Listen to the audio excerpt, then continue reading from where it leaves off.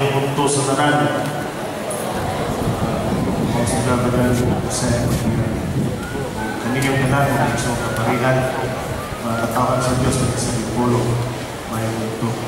Kami, mga 18 kabuok, gikan sa Archdiocese of Cebu na napahilunan ay gayon ni ining duaw nasod San Pedro Calungsod, ining duaw nasod inubanan sa tulo ka katuyuan. Una, aron pag-propagate sa pagdebosyon ng San Pedro Calungsod. Ikaduha, aron pag-catechize sa iyang kinabuhi kung kinsa San Pedro Calungsod, unsa iyang gibuhat sa iyang kinabuhi nga ato man sa ila na santo. Ikaduha, na santo ng Pilipino.